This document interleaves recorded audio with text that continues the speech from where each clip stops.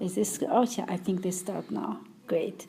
And then, I'm Robert Miller, and I taught in Howard County Public Schools for 34 years. My first 4 years at Howard High School, and my last 30 years at Hammond Middle School. The first 3 of those, the position was split also with Hammond Elementary School. So I taught for about 3 years at the elementary school level too, and then full-time at the middle school. I direct school bands,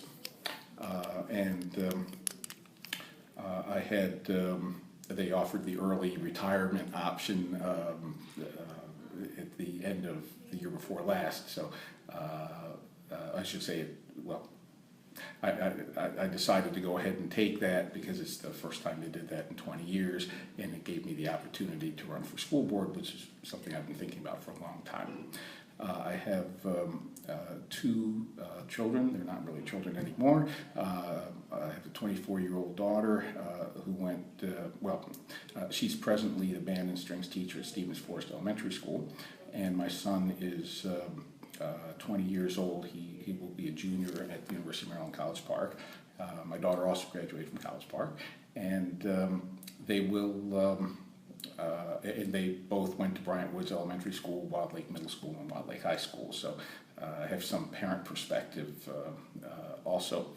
I have a Bachelor of Science in Music Education, Bachelor of Science in Psychology, and a Master of Education in Music Education. Care a lot about the students in education here in Howard County, and hope to be able to make a positive contribution. great. I am married. My wife is a school psychologist in Baltimore City. Also. Wonderful. So I guess this probably is your main motivation to be a candidate for the BOE.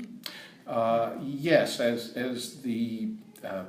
things have been done over the years, I would sometimes, we have conversations at lunch, and it's like, I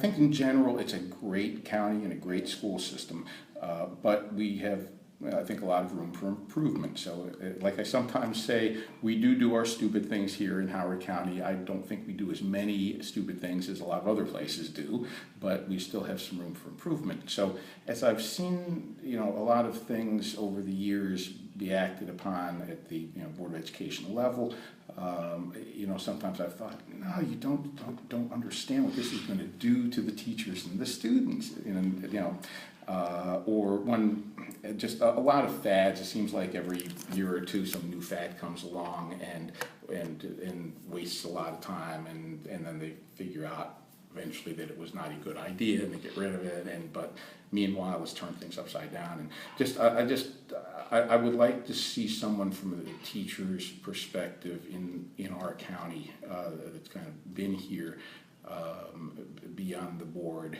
and of the 6 candidates, I'm the only one in that situation right now. So that's been a big motivation to try to help things hopefully move in a more positive direction. Wonderful. Okay, well, we came up with many questions, and I don't think the order means anything and any priority, but just for the sake of cover everything, so I will just follow this order. Great. to ask you those questions. Okay, so I think the first question is regarding the communication, and what do you think between the Baltimore School, Harford County School, public school, and the Asian community, and how are you going to improve this open communication? Well, first, I think some of the problems that the present board is having come down to, in my opinion, there's been too much propagandizing going on and not enough straight, honest answers. So, I think that's where we need to start with the entire community. Mm-hmm. Now, specifically with the Asian American community, I had you had mentioned in the questionnaire about having possibly quarterly meetings with board. leaders and concerned citizens in the Asian American community, and I think that would be a great idea. And both for communication, but also I think, I mean, I'm a big believer in communication. I understand that everyone won't always agree on everything, but I think that concerns should be addressed, and if people see that their concerns are being taken seriously, if they agree, that's great. If they don't agree, they'll usually at least be able to say, okay, but they heard me, they've considered what I had to say, and I see where they're coming from even if I don't agree. So, I think communication is very important. I also think we probably have a lot to learn from the Asian American community. As a group, they do very well academically, and I think that there are things that the school system and just and a lot of the students and the parents could learn from the approach that a lot of Asian American families take. So I think just there's a lot that I think could be gained by the school system by improving communication, and I would also hope that there's a lot that could be gained by the community from having open, honest, communication, and that together we have a better school system because of it. So I really like that idea of the quarterly meetings. Furthermore, I'd like to see the board consider having like monthly open meetings for the entire community, and maybe have, for example, each board member like a town hall meeting or something like that. Something like that, Right. yes. So, where we'd start out with an address by possibly the superintendent or board members that are interested in doing so. And then I'd like to see it broken up to where each board member, for example, would have a specialty. So they might have the tables around a large room or the boardroom, and there might be an elementary school specialty and a middle school and a high school and hot topics and special education and things that people could come with specific concerns and have an actual discussion with someone with a board member that has hopefully specialized in that area. So this is just, I'm not presently on the boards, but this is just it come to me in terms of thinking of ways that we could improve education, improve communication. And to me, it's kind of like the coffee and conversation that they have, but, I'd like to see it. But that seems a little bit too casual, I think. Right? Well, I don't. I think the idea you have is with those topics, it's more efficient in terms of promote the communication than just the coffee and chatting, Right. I agree, and I don't think it's necessarily a bad idea to continue the coffee conversations. But but what ends up happening, from what I've seen at those, is people they sit around and chat, and that's very nice. But I get the feeling people aren't always. They often aren't getting answers to their questions in terms of when a board member would need to go back and research something and then come back, or listen to a concern and try to act on it and get back to them. I'd like to see more of that type of thing happening. And the other thing I would mention is I would encourage representatives from CAPA to attend as many of the advisory committee meetings as possible, to make sure that their voice is heard on some of these chartered committees. So it's a two-way participation, right? Yes, absolutely, and we want to make sure that that representatives are heard. And I realize that's asking a lot. So, but it would. Certainly it would be something that would be mandatory, but something that would be encouraged, and if someone is not able to attend, at the very least, encouragement of written and or oral feedback, would be good. Yeah. But actually having representatives on the committees would be Right. would be better. Okay. Okay. Well, very well. And I want to move to the second question now, and which is regarding the GT class. I guess you're familiar with the GT class because you are working as a teacher before. So I think this is kind of a specific problem with Harford County because we have such a big base of talented students here. So the GT class becoming increasingly crowded, and sometimes they cannot really meet every student's demand. Some demand a very challenging curriculum. Some feel it's too much already. So how you what's your thought about on these issues? Well, I think it's a very legitimate concern, and it's Baltimore County has, if I understand correctly, chosen this year to do away with GT classes and to go with more heterogeneous classes. I think that's a mistake in terms of skill-based classes, such as mathematics and reading in elementary school. I would tend to go in the opposite direction for classes like that. And what I'm about to tell you, again, I don't have being not on the board, I don't have the resources to check out my concept here of the way I would like to handle it, but I think there's a decent chance of it being workable.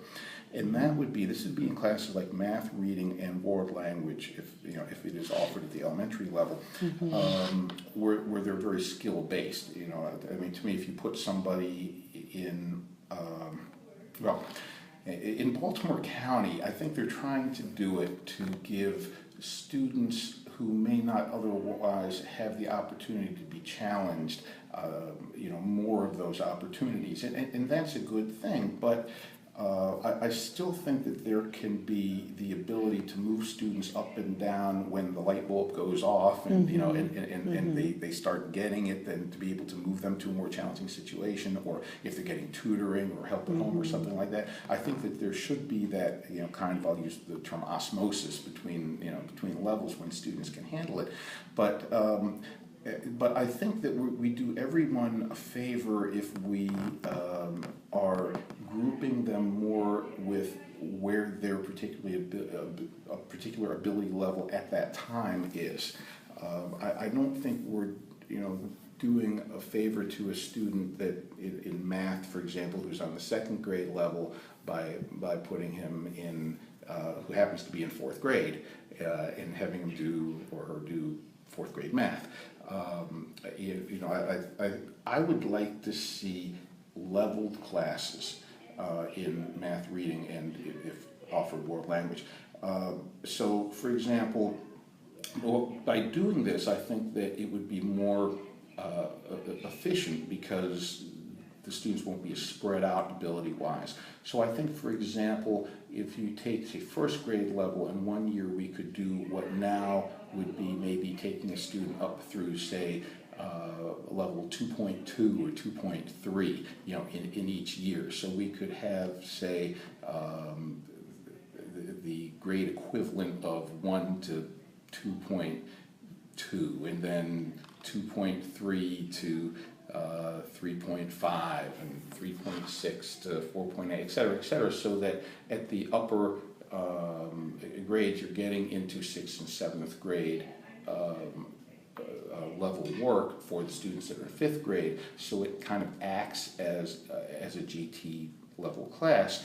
And then, so if you have a second grader, let's say if you have a third grader who is doing 4th grade level work in reading and second grade level work in math, then they should be put in those areas instead of just left in 3rd grade.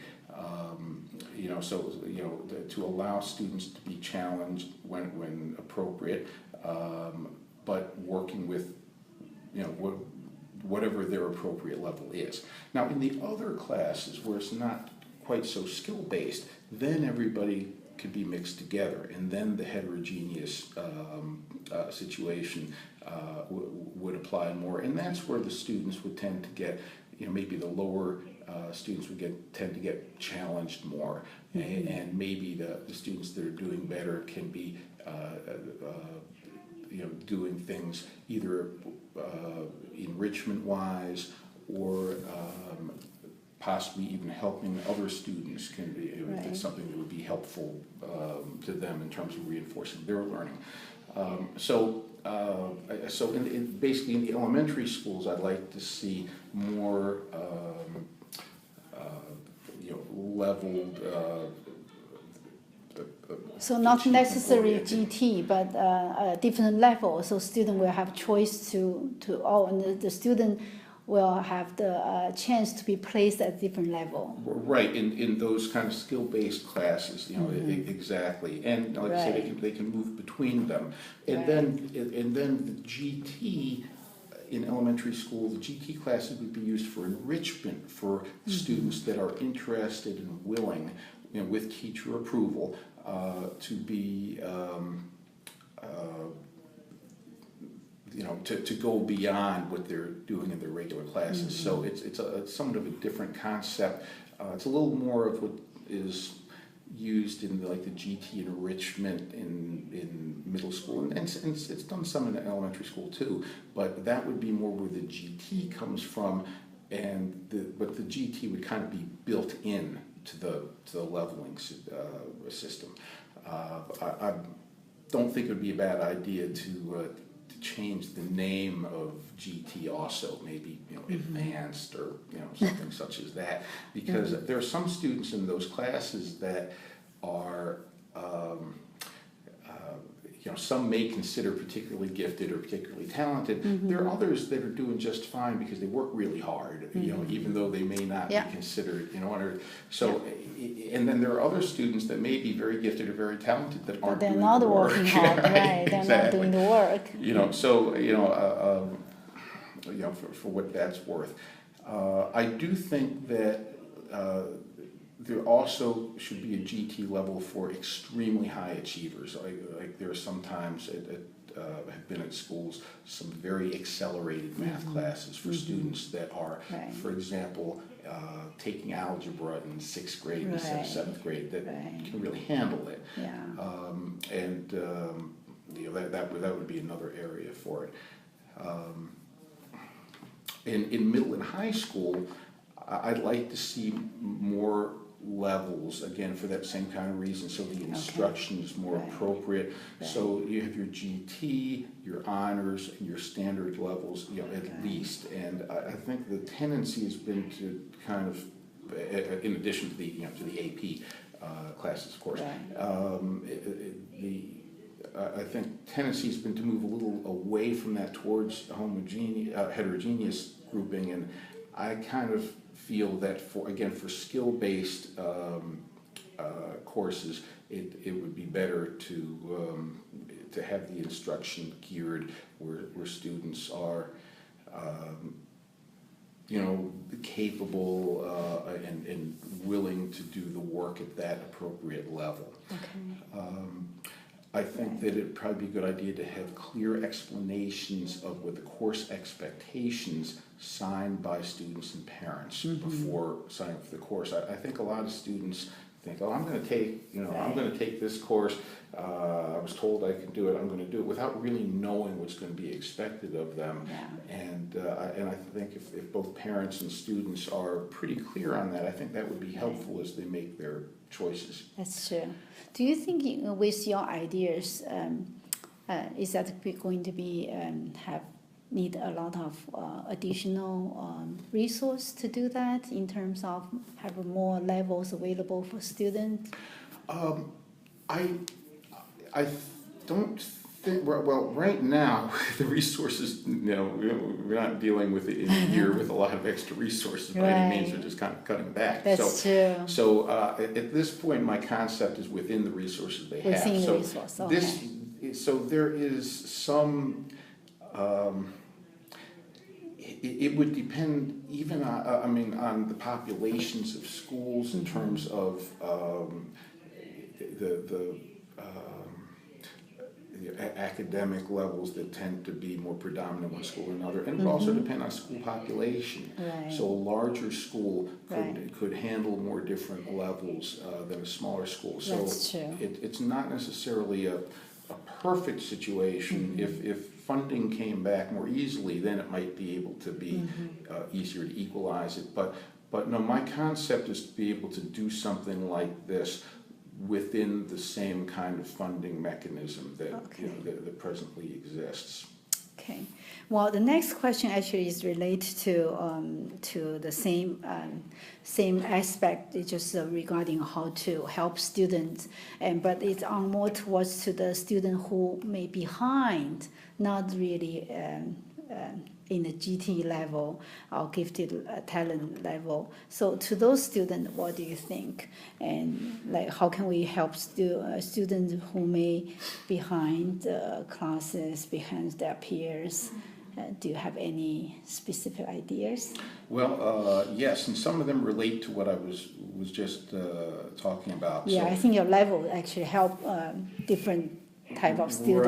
Right. You know, I would hope so. And even then, if students are taking a certain level and they're struggling, we need to make sure there's after-school assistance, tutoring. Can be tried, but if students can continue to struggle, they should be moved down to the next level of challenge. And this has to be taken into consideration when considering class sizes. So halfway through the year, the lower level is not overwhelmed. So it would take a little bit of experimentation, and planning, to see. Hopefully there won't be many students in that situation, but if it happened, it needs to be planned for. So again, that kind of flexibility between the levels, after school homework assistance with transportation, I think that needs to be a priority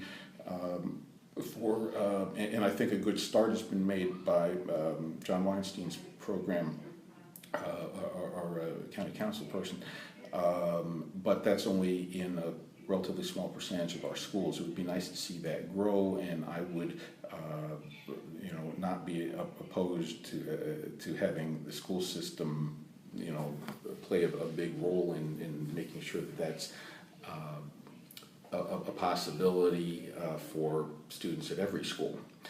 I think that more time needs to be given back to teachers to provide one-on-one instruction with students that are struggling. There's a lot of teacher time being spent regarding the standardized over-testing, in my opinion, a very poorly conceived evaluation system for students as well as administrators. Paperwork, meetings that I had been told, well, there's this meeting that I know it doesn't apply to you or your class, but it's important that everyone sees that you're there too, so you should go. Well, I think we need to respect, every teacher's time so that they can have some of that time back. Sometimes some one-on-one assistance with a student that's struggling, for 2-3 times a week for 3 weeks or something can really help to turn things around. And I think that the importance of one-on-one is not fully recognized. So I'd like to see that become more prioritized when students need How assistance. about like a morning school, morning program or summer program? Absolutely. Those would both be great ideas. Now those exist. Of course, there are summer programs, and I think some schools have morning and afternoon programs, and I think those would be great ideas. And we need to we may only be able to provide transportation for either morning or afternoon or something like that, but and involving present teachers in those programs when possible, and that would be a way to possibly provide them some extra funding. those would be good possible options. I'd like to see there be a scholarship fund for students that need assistance, but also enrichment when finances prevent them from participating in those kind of programs, both funded by the school system and private donations. So I'll use my class as an example. A student that's in band, in some schools they have 90% of the band may be taking private lessons, 80 to 90%. In other schools might be 10 or 20%. Yet you may have a student in that 10 or 20% school that is really turned on and motivated and working really hard and really cares about it, might even make it their profession, but doesn't have the opportunity because their parents cannot afford lessons for that. I think it would be great to have a scholarship available that teachers could say, well, you're just doing so incredibly. I want to, whether or not it's private lessons or a robotics class or a summer math program, or for students that could really excel, but finances are presenting a problem for their families. I think that would be a wonderful thing. I think peer tutoring programs could be set up where the students doing the tutoring could earn student service. I think some of these probably exist to a certain extent, but possibly the school system could fund to pay high school student tutors. There could be a program like that has worked out. Also, at least those not getting student service. Now, it does require some funding. Probably not a huge amount though, and could be a win-win. And I think we could also develop a more substantial tutoring and assistance program from retired teachers that would like to kind of give back. Yeah. Great, you have a lot of good ideas. Okay, well, let's move to the next one. This one, I think, it's regarding, how to help students overall have a excellent or reach their potential in terms of academic performance. And some people believe this is more related to the social status, economic status of the family, or something this is more related to the race. And in your opinion, what do you think? Well, my opinion is that it differs for every student and family and teacher and school culture. But overall, I think the socioeconomics play a larger role than race. But like I say, but for some students, families, teachers, school cultures, race may play the bigger role. So whereas I think that's more of the exception, I do think that it exists. So we need to take each student, work with each student and each family individually based on whatever their situation is, and also how they perceive their situation. So I think I think the most meaningful evaluation of a student's academic performance is done on an individual basis. In terms of policies to direct the resources to the students and families who need it most, some of these are things that I had mentioned before. Scholarship fund for assistance and enrichment. I would like to see, and that does require some funding, but at least to get a start. And I think involving private donations as well as the school system would be a realistic thing to do. The leveled classes, after-school homework assistance with transportation, more time given back to teachers, as we had talked about, the peer tutoring programs, expanding pre-K when possible. I know there are limitations with the building. We're having, as a growing county, we're having difficulty fitting everyone in a lot of schools as it is. But when possible, I think we should try to develop and expand the pre-K. Now that also requires funding. But I think that in many areas, at least to make it available, would make a big difference for a lot of families. Financial assistance when it's needed for technology. for students to have internet access and to have a working computer. There is a program that I know allows that for like $10 a month to have internet access, and they have scholarships for computers that I believe Comcast offers. I'm not sure if Verizon offers something similar, but I think enabling